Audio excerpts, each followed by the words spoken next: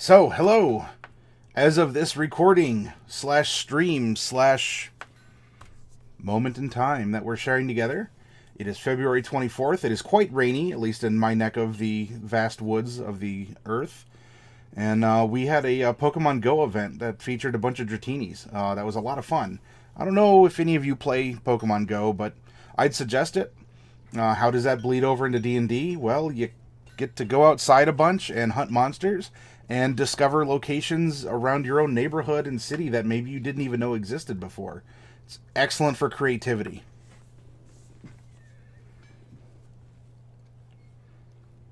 All right. We're going to get down to business. This is Saturday. This is the end of the week. We've worked really hard together every night in stream. And we've made 5 characters. We've pulled them randomly from a generator that we've gone through procedurally. If you're watching this on YouTube, I should have links to each of the characters also in the description. That way, if you wanted to go back and see how that character was created, you'll have that ability.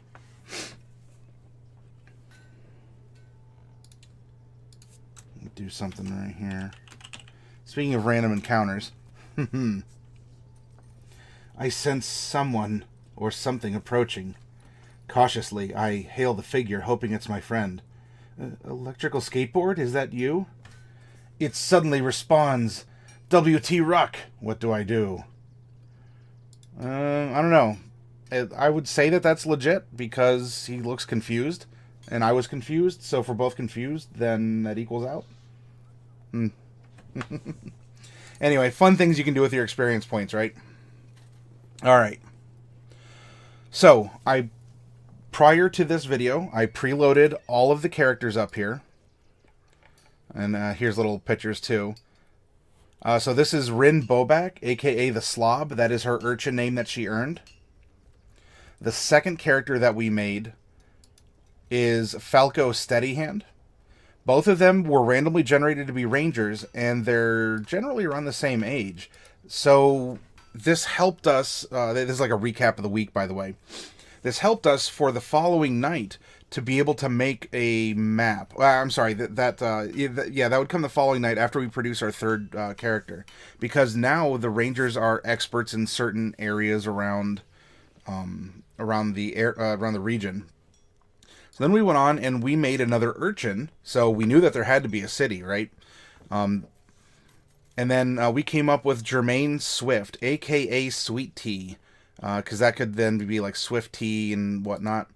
And between you and me, when I was naming the character, I was drinking sweet tea. Look, coming up with names in D&D and fantasy and writing isn't too difficult. But also, we linked it to the character herself, and we called her Swifty or Swift, and that sounds like sweet tea. Plus, like you have this. Oh, it's an adorable little female urchin tiefling. Oh, what a sweetie. There you go. And so now we had 2 urchins and 2 rangers. And both of these are leading to Rin here as being kind of a central figure between them. So right now she seems to be the de facto party leader, or will set the tone. But anyway, so here's Jermaine. She's a nice little urchin. And by that I mean she's level 18 when we generated her. Now, there's a reason for that, and I'm getting ahead of myself. I'm so excited. This is going to be such a cool story. I think so anyway. It won't happen without your all's input, so make sure you have your creative hats on. She got that way because of her Warlock pact, and it was a bunch of power up front, but the fiend that she made the pact with is going to come to collect. Then we made Ferrolando Luxador, a wood elf cleric of light. And he has his own personality and proclivities. And lastly, last night, as of this stream / recording, we made Brother Bombada Cousins, a monk, but it was a little weird, right? You have a rock gnome monk that doesn't really lend himself to be an optimal monk, but don't let optimization get to you. You don't need to min-max your characters, especially not in 5th edition. And here's the cool part, right? We have this tinker monk. He's very intelligent. We rolled him randomly into a sage librarian. And in thinking about all this, okay, so he's going to be like a ranged user, or he's going to be good with decks. We popped over to the DMG and we said, well, look, here's someone who already invents. He's smart. He has access to all this stuff. And he's trying to, he sees things that are beautiful. And then he has a specific field of lore that he's working towards. We made him a gun monk, gun kata, gunplay, gun fu, if that's what you want to call it. So we made him proficient with a revolver, grenades, a whip, and a blowgun that could help him with his darts up here too, and that led to some other proficiencies. This character just, through natural organic storytelling, grew into this. None of this was preconceived. So now we're going to take this week's worth of 5 characters. We're going to bind them all together, the one ring and everything. And we're going to throw them into this party formation sheet. Because now the party is going to be its own entity. And the stats of the party are going to be a representation of the stats of the party members. And so, as you can see, I made a worksheet right here. Whoop, whoop, whoop. I'm starting to get used to the orientation of things. And where I'm where I'm going with it. So anyway, here's our party formation sheet, and we've touched on this on other Saturday videos, though it was kind of loosey-goosey. Like we were just sort of I had an open document, we were writing it down. By doing it this way, we're almost creating a party character sheet. And you don't have to do this at home. If you have a group of people through Discord or just in person, or you're all at each other's house and you ordered a pizza and you're talking about your party, this is an online substitute for that. Because it's a little bit more difficult for us to have a personal conversation, even if you're catching this live on Twitch. All right, so adventure location. Klabheim was the name of the city that we generated on the map. And then, for posterity's sake, here's the date. I guess I don't really need the Tuesday, but this was the week that we created. So, starting with the first party member. Oh, by the way, there's our character art for brother Bombada. Anyway. Let's go back to our first character. For the name, we're just going to write down the first name, because if you're a party together, unless there's a weird circumstance, you're probably going to be calling each other by your first name anyway, or a nickname of some kind. She may not necessarily want you calling her the slob as a party member the first time you meet her. So we're just going to write down, this is Rin. She is a hill dwarf. She is a ranger, hunter. Some of this we're going to have to abbreviate. Female, age 162. Now, you may ask, and rightfully so, how is this important to party balance? It's not necessarily. Though depending on the direction that the party takes, this is going to help facilitate the mindset of the character, right? If you're 162 years old, you're thinking about things. You may think about things a little differently, even compared to another female hill dwarf that's 250 years old. That's 100 extra years of experience and wisdom. The stats themselves may not be too different, even if both of them were rangers, but it's your demeanor, it's how you're presenting that information. And as well, if you want to explore relationships with other PCs or NPCs, something like that can be taken into account. Or even if you just want to say, look, we're not a sausage party. It's not just a group of guys. We have a couple women with us, or the opposite. It's not just a party of women. You have guys. It's mixed. It's I don't try and strong arm that. It is what it is. This is fantasy. This is storytelling. Some of the rules of society that we seek to enforce for equal opportunity aren't always present in these fantasy societies, or it's all fiction. Anyway, I don't want to get into the woods too much about, IRL stuff versus IC, but, if that doesn't matter, then it doesn't matter. But for what we're doing, because we're kind of writing this as a novel / campaign, this could be important for how we decide to offer interactions. All right. We're going to scroll up now.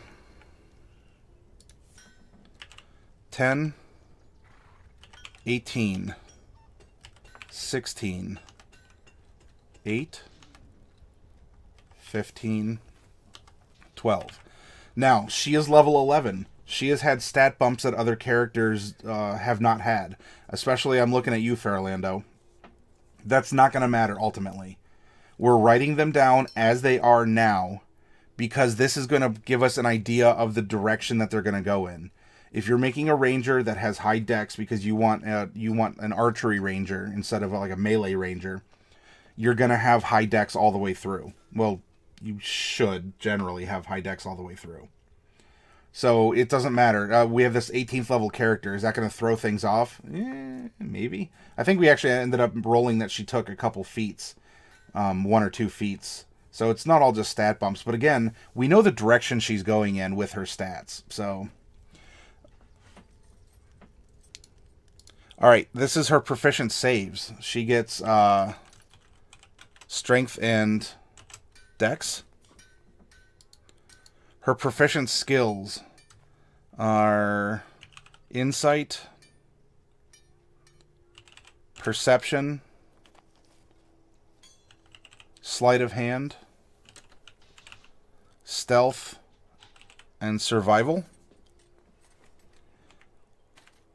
And the tools, she has a disguise, thieves, and carpenters. There we go. Do weapons and armor really matter? Not necessarily for thematic storytelling. Everyone's going to be hitting somebody with something else, and they're going to be wearing something to protect themselves. So unless you have an item of armor or a weapon that's kind of a MacGuffin, or you're going to make it a central plot point, that's not really relevant. What's relevant is who she is and what is she going to be better at doing than other people. Next up is the character concept. This is the general term for this information here. Personality traits, ideals, bonds, flaws that can take into consideration background. This is kind of what would be a 1-sentence blurb. Now, on the channel, for all the characters that we create, and even for the associated YouTube videos that come from it, I do make a blurb. I don't want that necessarily, because that's just sort of like a fun, like an eye catch. This is now, you and I are sitting down, PC to PC, saying, let's build a party, and what does my character generally do? So as we look at Rin here, she doesn't like to bathe, and she hides scrap of food and trinkets in her pockets. Her ideal is aspiration. I'm going to prove that I'm worthy of a better life. My town or city is my home, and I'll fight to defend it. I'll never fully trust anyone other than myself. So she's... we'll say bit of a loner, cares for the city, and we can even look at the background feature. That's city secrets. That allows her to navigate through the city easily. Bit of a loner, cares for the city, is striving for a better life. And we'll even just say, like, from urchin. This is a little bit freeform, like whatever's coming to mind for her character.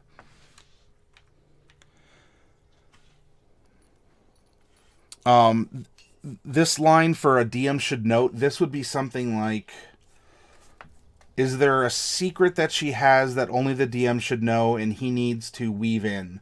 Or does the DM... or if the DM is a she, is she needing to consider something special? Or if you feel like that you don't like to bathe should really be more of the DM note than a part of the character, you can split that off. So in this way, the DM should note maybe the flaw is a goal that she wants to overcome. As far as she knows that the city is, she'll fight for the city, and that could be something the DM should know. So if the city's threatened, that's a good hook for for that character. Otherwise, in this case, we could say that overcome her flaw of trusting other people. Maybe as the true way to improve.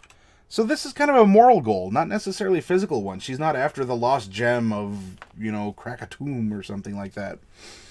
The DM should know that this character just wants to be a better person.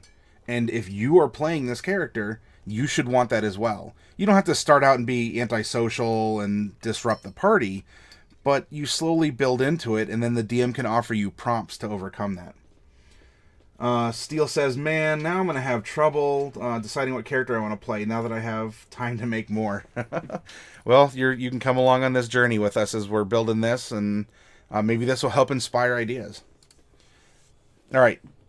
So our next character that we made was Falco Steadyhand. He is a... We'll just put...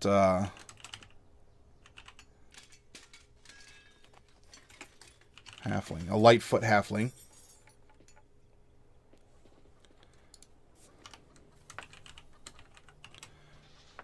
Beastmaster Ranger. Male, and he is 132 years old.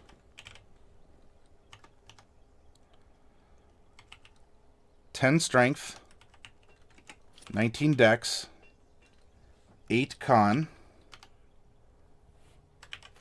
14 int, 14 whiz, 14 chaw.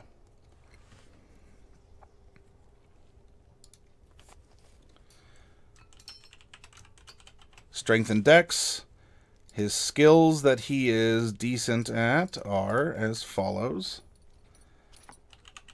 animal handling, athletics, investigation, nature, and survival.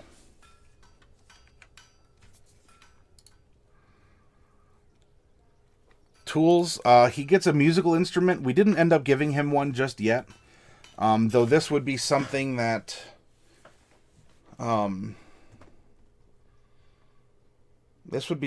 he could play while he's out in the wilds. He's a beastmaster, so he has an animal companion of some kind. So maybe what he well, we're going to put instrument for right now.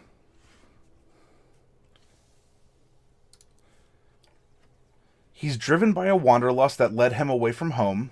He's always picking things up, absently fiddling with them, and sometimes accidentally breaking them. His ideal is nature. The natural world is more important than all the constructs of civilization. An injury to the unspoiled wilderness of my home is an injury to me, and violence is my answer to almost every challenge. So the character concept, he is...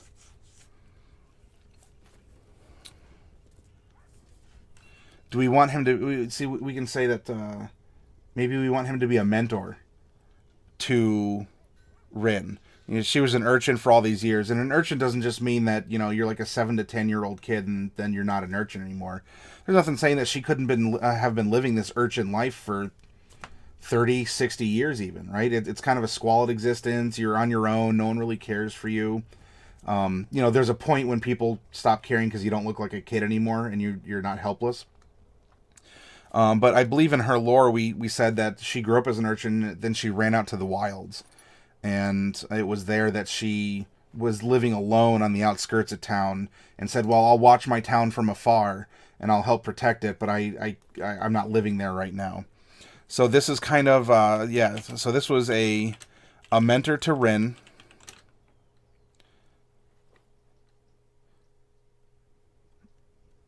and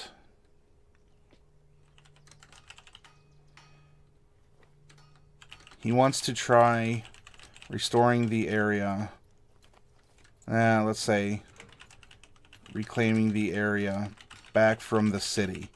This means, as a DM note, this is a perfect opportunity for these two characters, even though they are mentor and mentee, to have a conflict with each other, right?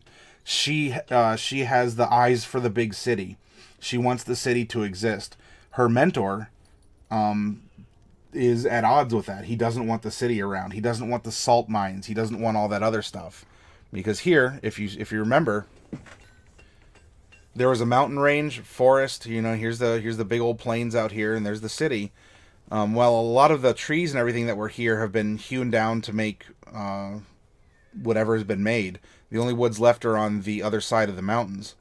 And so this is open farmland, you know, quasi-wasteland. They're harvesting precious metals and stone from the mountains themselves, let alone going underneath the lake and harvesting the salt from there. So it's like everything about this place is just being consumed and pulled into the city. So the DM should note he's at odds with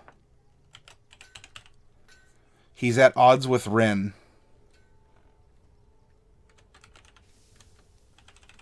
And seeks to naturalize the area. And maybe break from this.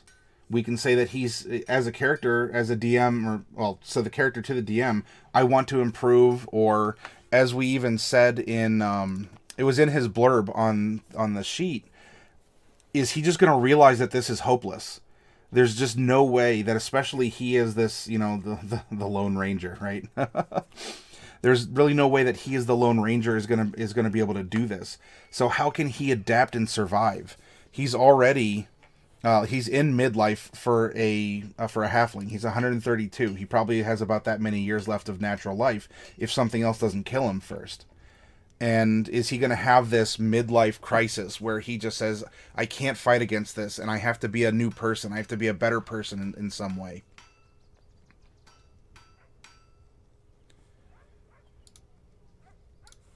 Our next character is Germaine. She is a tiefling. Warlock.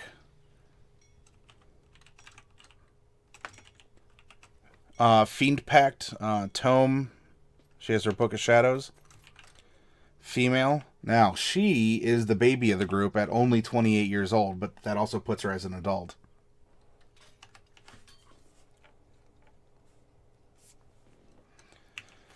Eight strength, 13 dex, 10 con, 16 int, 12 whiz, and 20 cha.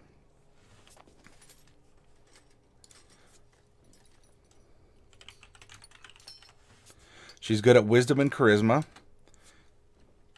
arcana, religion, sleight of hand, and stealth.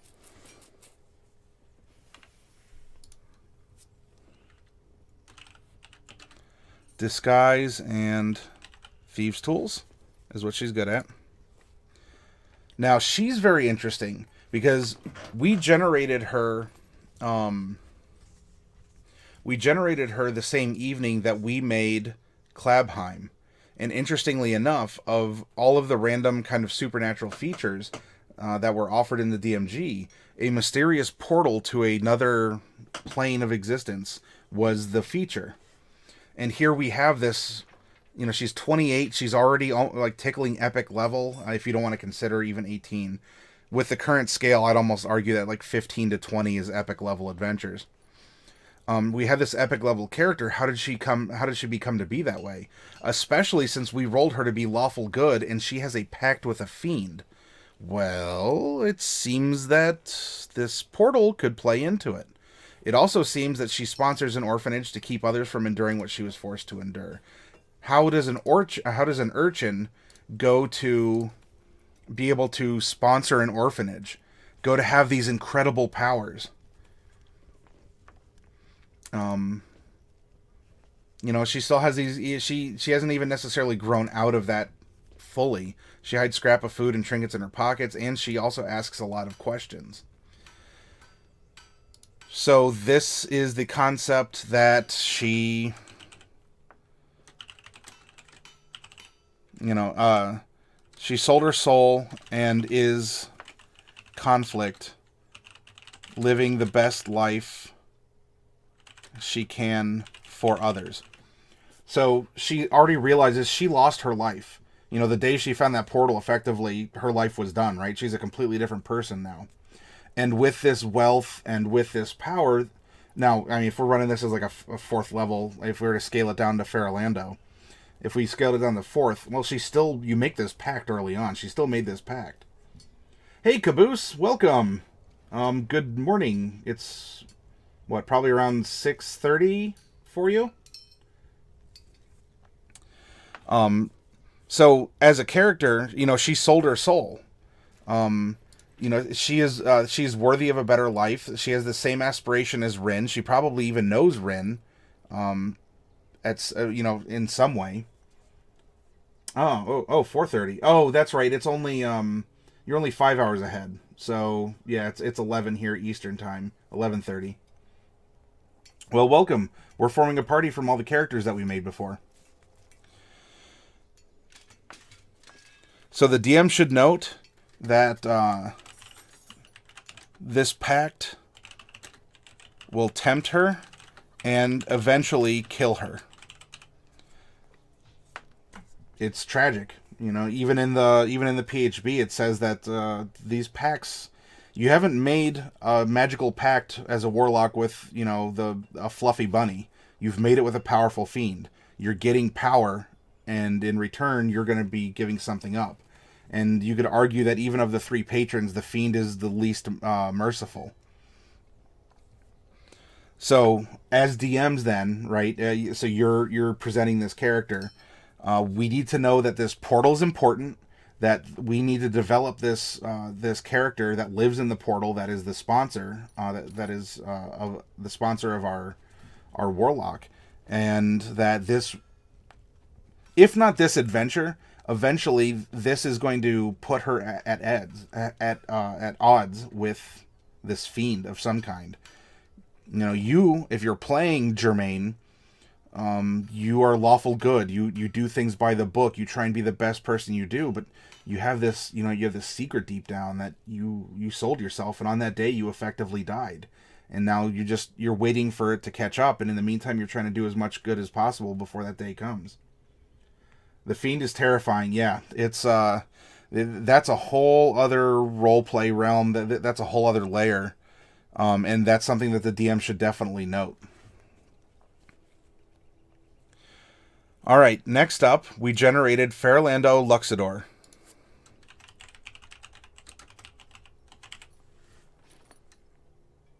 Oh, I'm sorry, we're just doing first names to save space. Farolando. He is a wood elf.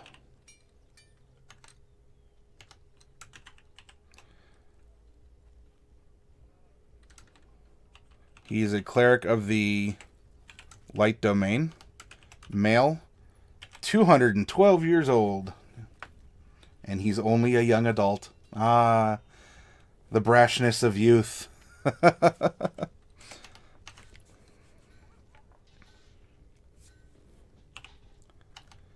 8, 16, 10, 14, 17, 12. His saves are wisdom and charisma.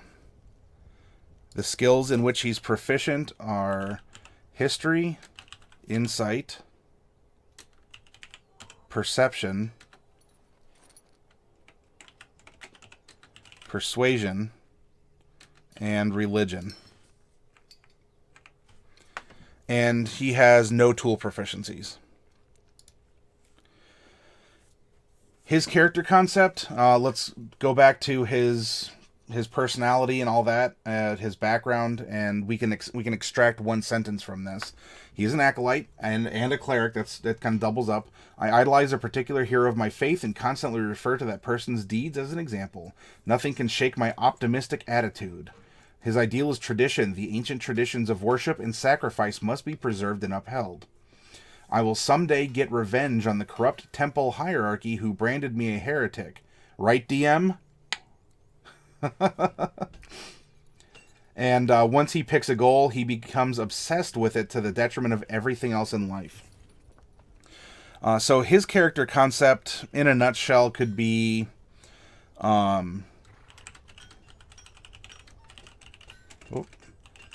he's seeking emulation of his hero, hoping to prove himself to his family.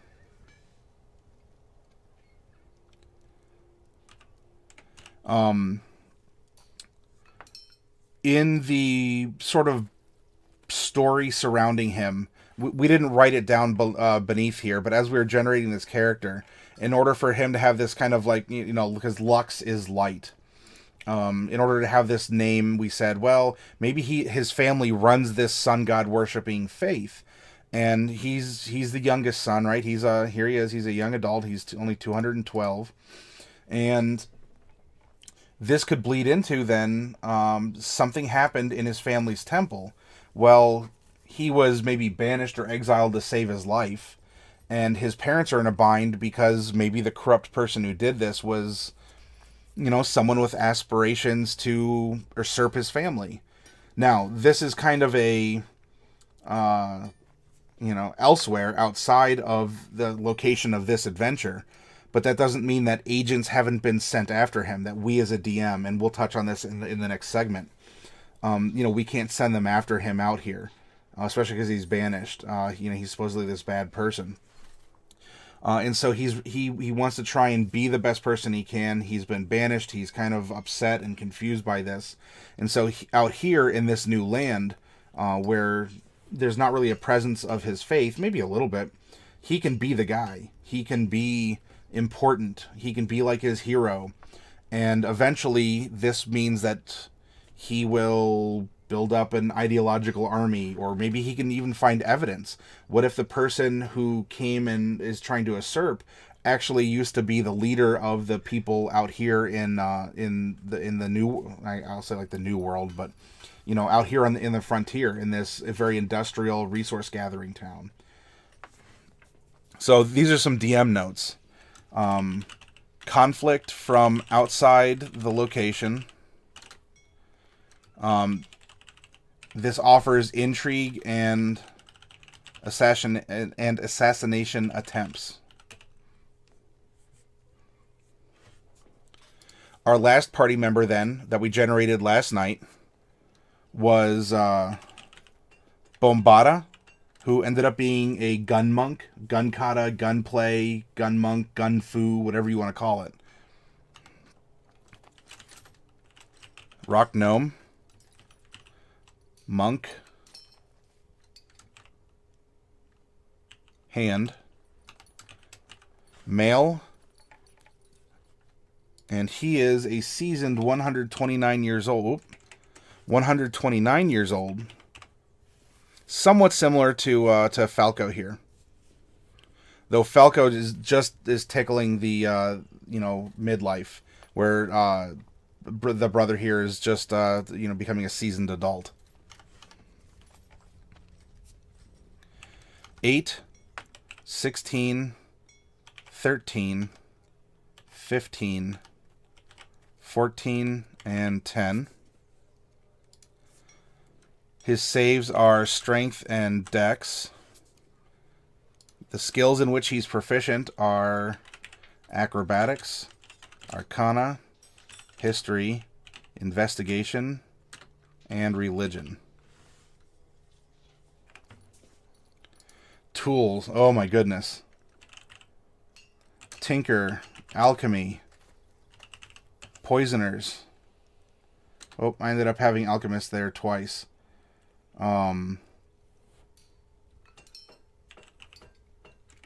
Thieves.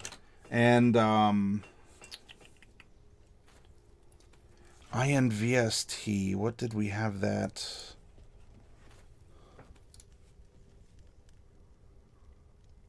Oh, no, I'm sorry. That was his training as a skill in investigation. So he got poisoners and thieves' tools from the skilled feat. He got tinker from being a rock gnome and alchemist supplies from being a monk. That's like his monastic, what he was doing there.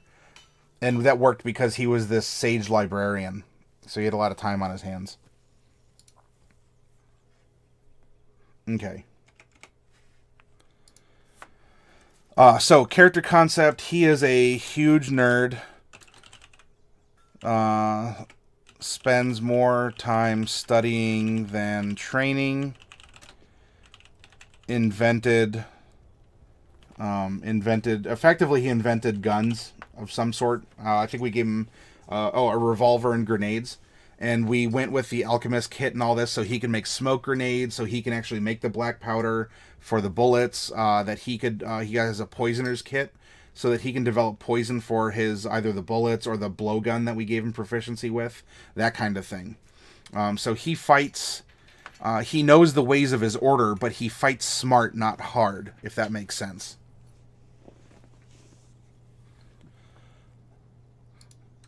And he has the dex to stay back. His speed, like he's running around, he's doing flips, he's doing all this other stuff.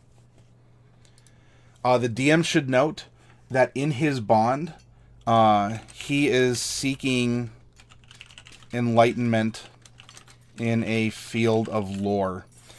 Now, as of character creation, we didn't really define what that was. As DMs, if your player comes to you and says, well, I like this setup, but I don't have this filled in, can you think of something for me and I'll roll with it? That could be something that you're faced with as a DM. You have to think about it. Can you work it into something else that's up here?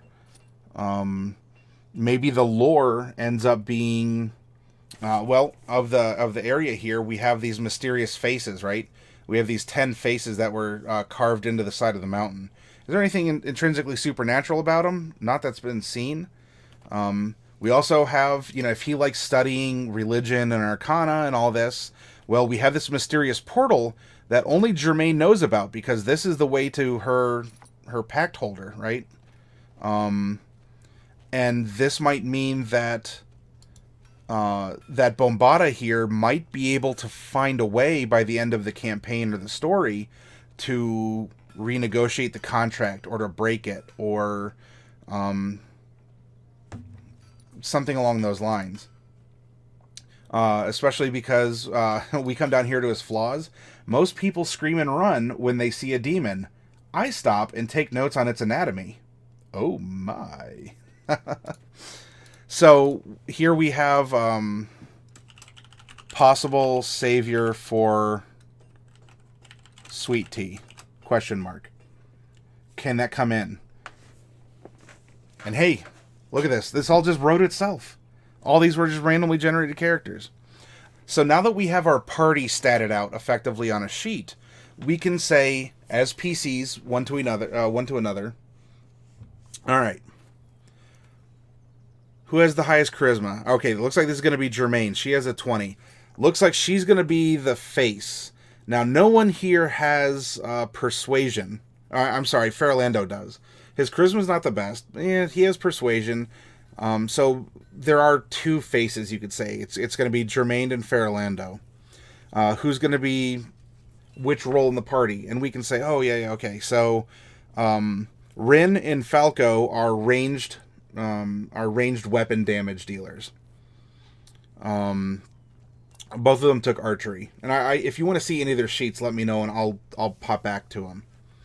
We also have Germaine, who's a ranged magic user. We then have Farolando, who's a ranged magic user, and finally we come to Bombada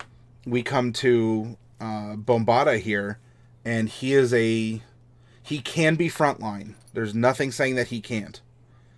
However, he is equipped for range, though.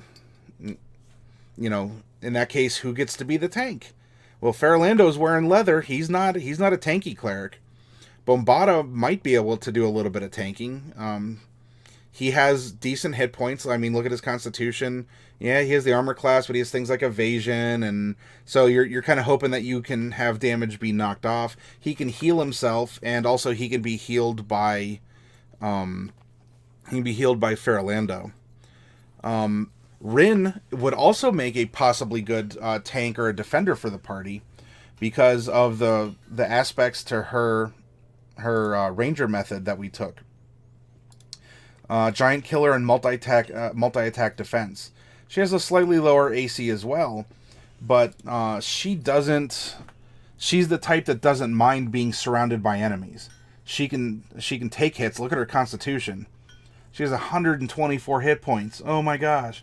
So it's weird that we have kind of some split roles in the group, but this is why it's important for us as PCs to do this, to have this exercise and say, well, if we're going to run into a melee combat, do we have a frontline tank? Are we just going to hold a line and maybe move back and try and keep everyone at bay? What are the rules for what we're doing? We look at things like not just the pure skills. And here I'll try and not just the pure skills. Boop, ba-da-doop. Hey, there we go. There's some skills right there. Unfortunately, with the border, maybe I should get a webcam that has a broader. There's some that have like a 90-degree angle on them. That might be a good investment. As you all continue to watch, and if you're throwing any bits in or subscribing any of this, these are all improvements I can make that will allow me to spread out a little bit more, I guess. But you know what? We have some divine magic, some arcane magic. We do have some melee capabilities, and we can even say that Falco's Beast companion can be a frontliner as well. That could be a good idea. Yeah, I agree, Caboose. We definitely have the brain of the group, right? We have Bombada here with a 15. Now, technically, Germaine has a higher, but again, we rolled her as a level 18 character. Though she seems to be naturally more intelligent. She is trained in Arcana and Religion, so she's a smarty too, but probably in different ways. She might approach things a little bit more differently. We look at things, we're fine for thieves' tools. We may not, we don't have a rogue, but we have 3 people who can use thieves' tools. And arguably you could say tinker tools might be able to be used in that situation as well. We have an alchemist, a poisoner, a disguise kit. In fact, 2 disguise kits, because both Rin and Germaine are urchins. They both have access to that. So they have ways of infiltrating, making themselves look like other people in a non-magical fashion.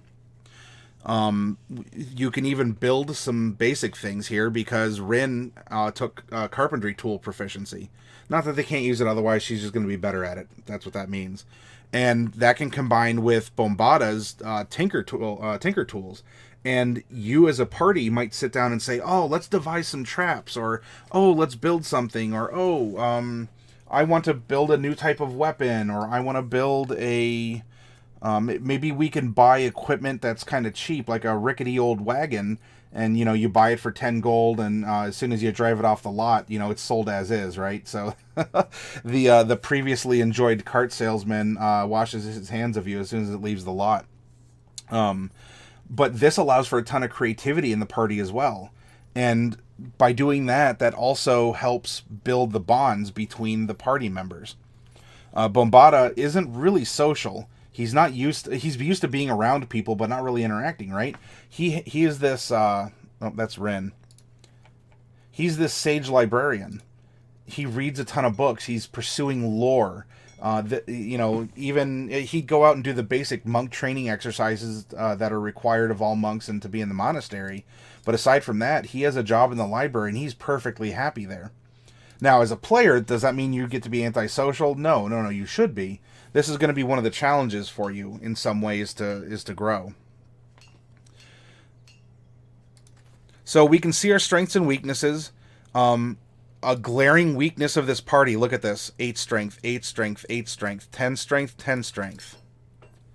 And the beast that Falco Steadyhand is going to get might have a strength score, but what is a beast going to do? Maybe some things. It might be good for some, physical labor, but some things require more finesse than that. And so we see, okay, well, you better equip yourselves or come up with ways to be able to cover this weakness in the party. Meanwhile, we look at decks. We have decks for days in this party. Everyone's going to be jumping out of the way. As a DM, I look at this, I'm like, ooh, all right, well, it doesn't stop me from throwing fireballs at the party. But we're going to have some people who are going to be really good at getting out of the way. Con it's average-ish, 10-10. There's an 8, 16-13. Int, the group is also fairly smart as far as characters go. Look at that, 15, 14, 16, 14, 8 going up. Because I'm being weird. Now that my eyes are up there, even though they're over here, I'm going to put them back here, and then I'm going to go down for whiz. 15, 14, 12, 17, 14. So they're going to be a little bit more observant and a little... pardon me, random hiccup out of nowhere. A little bit more observant and a little bit more discerning with insight and things like that. And as far as charisma goes, average charisma. Remember that Germaine is high because of her class and the fact we rolled her as level 18. Even if we rolled her back to, I don't know, a level 5 character, we know her charisma is going to be her highest score based on her class. And, in what we're doing with her, right? She's this face of the orphanage. She's this patron.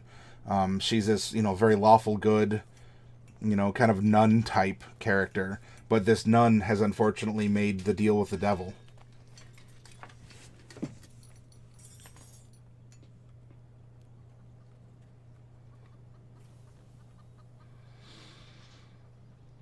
Okay. Then, as far as players go, I'm going to keep this map open because this is going to be the last segment for part 1, where we as PCs are getting the party together. We're talking about roles. We're thinking, okay, so in this situation, someone might be good here. This is also where we'd sit down and kind of figure out spells and things together. Oh, well, if Fairlando is going in this direction with light, and by the way, we're going to be a fire-heavy party, because the light domain gives you bonus spells that are mostly fire and light.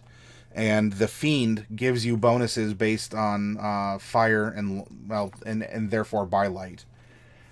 We have someone who uses firearms and bombs, right? If he's using those weapons and not just going, like, whoop-ah!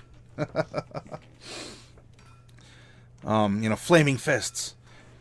So... fire is going to be a theme, and that's another way that you can look at your party. You can assign elemental roles, or you can give them this sort of flavor. What color is the party? What color comes to mind if you close your eyes and you go over this information? So now we as PCs are given this map by the DM, and we say, okay, well, definitely, we're going to know the city, and, in this case, the city's a gray brick. We didn't really detail it, because at the time it wasn't necessary. But we're going to be from around here, and so then we have Rin and Falco, and they say, well, we probably hang out more in the Morgswood side of things over here. That was a name that was submitted in chat for there. I'm not just being narcissistic here. And we do make our way through the mines, and this is supposed to be more like a secret tunnel in some fashion here. But, they do come to the city, or rather Rin comes to the city, and Falco probably just kind of lurks and fumes out here. Maybe he catches some fish in the freshwater lake, like this great lake that's down here, as they do business. And then we have Germaine, who runs an orphanage, so she's definitely in the city. And then we have 2 people here. Fairlando is most likely going to be in the city as well. And so we as PCs are like, okay, so this is what we're doing in the city. This is who we are. People know us. Because depending on the storyline we want to go, there was either already a presence of this sun, this light-worshipping faith here, which is where the corrupt guy came from and, came back home and kicked him out, or he means to start one here, and so his family sent him with some money on this, mission work, and so the group might even have a base of operations. As a DM, that's kind of convenient, right? you have a place that everyone can already get together. And then this would just leave Brother Bombada Cousins here, and we can either say that the monastery is It could be built between some of these big faces. You know, think like the big Mount Rushmore, like epic. Not or you know, we're not even talking like the Maori. Yeah, I think I pronounced that correctly. The Maui, not Maui. The Easter Island, the big heads. The Moai, Moai, I think it is. Like the Moai heads. Like we're talking like big faces on the mountains, and no one knows who they belong to.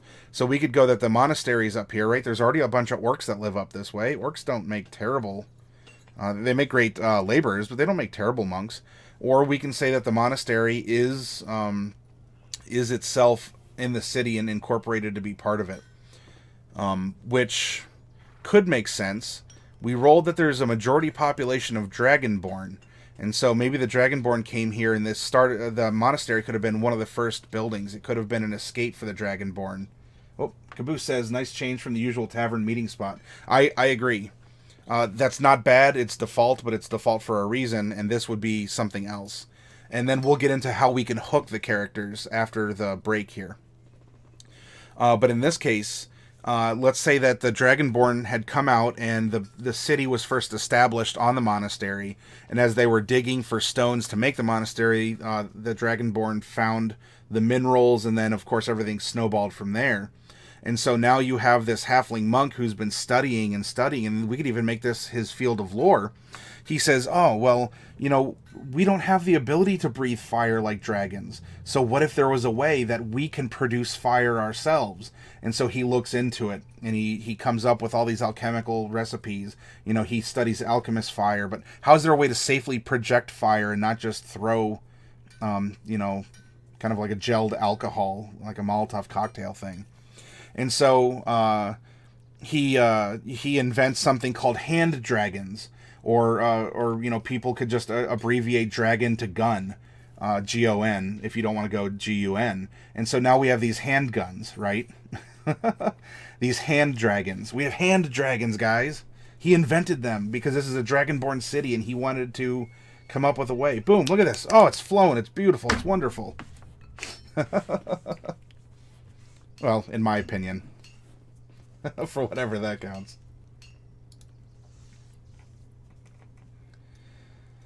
Okay. Alright, so we have our basic idea. We have our party together. We're thinking as PCs. Hand grunts. Or hand groans, and so it's like, oh my.